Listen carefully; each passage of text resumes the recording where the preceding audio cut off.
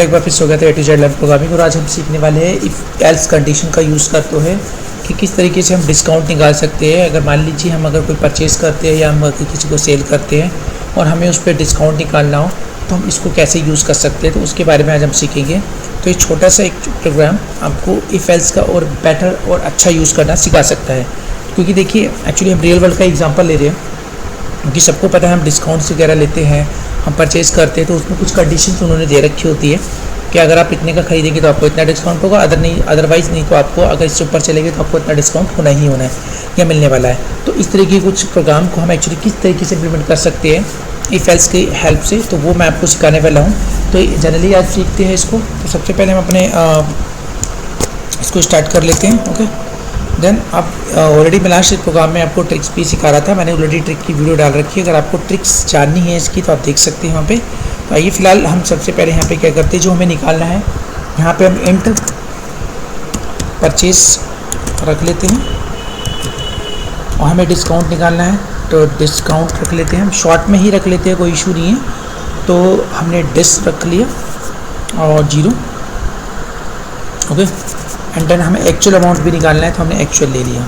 Okay, अब इसके बाद यहाँ पर हम क्या करेंगे, सबसे पहले प्रिंट एफ करके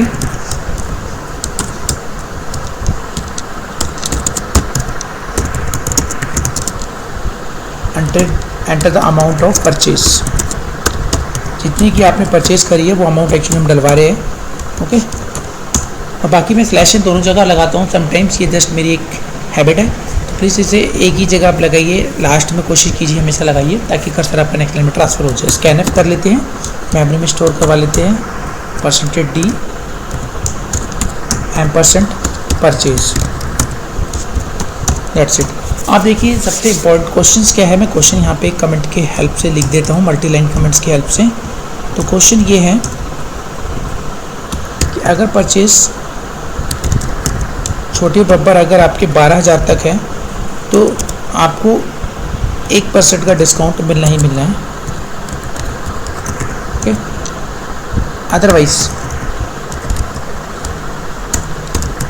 का मतलब अगर परचेज आप ऊपर कर लेते हैं 12,000 से तो आपको 2% का डिस्काउंट मिलेगा ही मिलेगा। तो ये है आपका क्वेश्चन।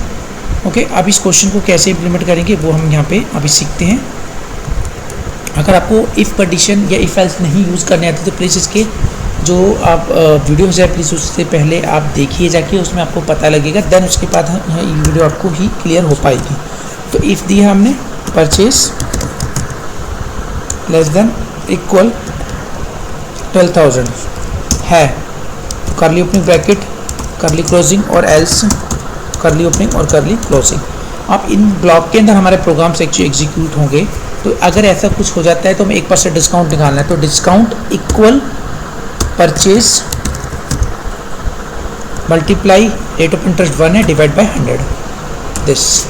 ओके, तो 1 से मल्टीप्लाई करेंगे, 100 से डिवाइड करेंगे, देन एक्चुअल निकालेंगे। तो एक्चुअल इक्वल तो परचेज में से हम डिस्काउंट को माइनस कर देंगे तो हमारा एक्चुअल अमाउंट रहेगा। अब हम इसे प्रिंट एफ करवा लेते हैं।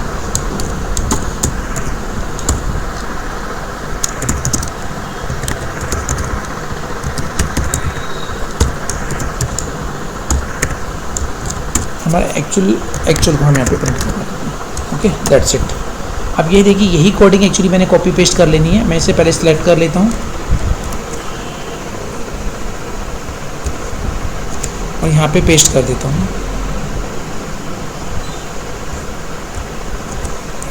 तो उसके बाद आपको डिस्काउंट मिलेगा 2% का, तो 2, बाकी कोई चेंजेस नहीं है, सिर्फ परसेंटेज ही बदली है आपकी यहाँ पे, दैट्स इट। तो ये आपका कंप्लीट हो गया programme.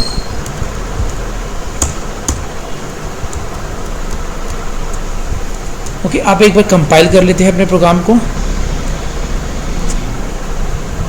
Okay, control F9 run.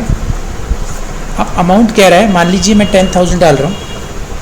Okay, तो ये 12,000 के अंडर ही है, तो इसका मतलब 1% हमको मिलने वाला है। तो 1% यानी कि आपको 100 रुपये का डिस्काउंट मिलेगा तो उसके बाद आपको जो अमाउंट उसे पे करना है शॉपकीपर को, या जनरली आपको क्लाइंट से या बायर से जो लेना है वो 9,900 रुपीज़ ही लेना है। ओके, तो ये होता है एक सिंपल सा तरीका यूज़ करने का। ओके, तो ये है फ़ायदा एक्चुअली यहाँ पर। अगर हम अब इसको एक बार और रन करवाते, अब हम डालेंगे इसमें 15,000 का हम अमाउंट, तो आपको 2% की छूट। ओके, तो आपको 28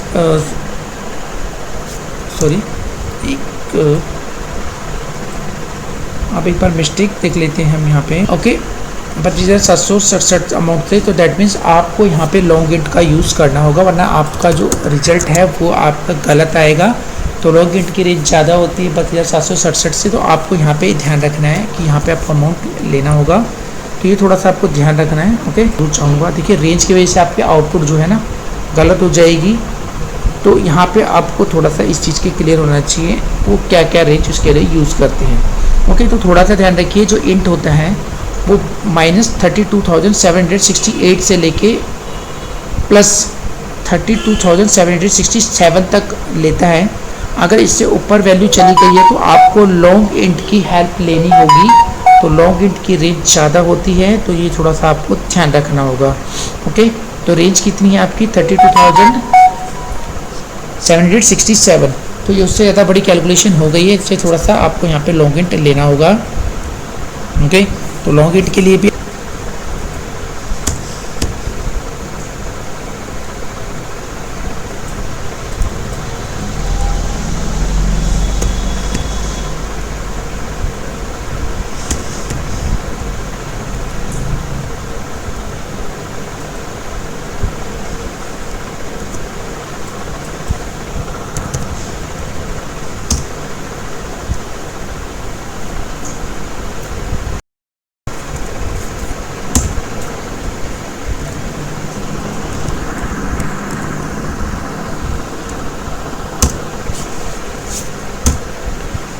देखिए अब हमने इसे प्रोग्राम को ध्यान रखना है, जब आपकी रेंज ज़्यादा हो जाती है तो आपको लॉन्ग इंट लेना होगा। तो लॉन्ग इंट में आपको फॉर्मेट स्पेसिफायर जो हम %d लगाते हैं उसकी जगह यहाँ पे LU आपको यहाँ पे लगाना होगा। तो जब आप स्कैन कर रहे हो तो यहाँ पे %d जगह क्या आ जाएगा, LU आ जाएगा। और जब आप आउटपुट प्रिंट करवा रहे हो तो वहाँ पर भी आपको LU लेना होगा, जहाँ पे भी आपको रिजल्ट प्रिंट करवाना होगा, क्योंकि आप लॉन्ग इंटीजर का यूज़ कर रहे हैं, क्योंकि रेंज आपकी 32,767 से ऊपर जा चुकी है। तो उस केस में आपको लॉन्ग इंटीजर लेने होते हैं। तो आइए प्रोग्राम को रन करवाते हैं कंट्रोल F9 करके। तो यहाँ पे देखिए मैं यहाँ पे 15,000 अमाउंट ले रहा हूँ, 12,000 से ज़्यादा है तो 2% का डिस्काउंट 150 रुपये आपका बनता है। तो देन आप देख सकते हैं 300 रुपये हो गए आपको 300, तो लेस करेंगे आपको 14,700, 14,700 आपका अमाउंट आ जाता है। तो ये होता है एक तरीका यूज़ करने का।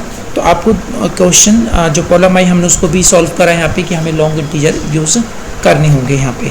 ओके, तो थैंक यू वेरी मच। इस तरीके की समस्या को प्रॉब्लम जब आती है तो ज़रूर सुलझाइए, उसको ढूंढिए, सर्च कीजिए, बहुत कुछ आपको मिलेगा सीखने को, पर हारिए बिल्कुल भी नहीं। तो फिर मिलेंगे एक नई वीडियो के साथ में। तो पूरा देखने के लिए thank you very much, have a nice day.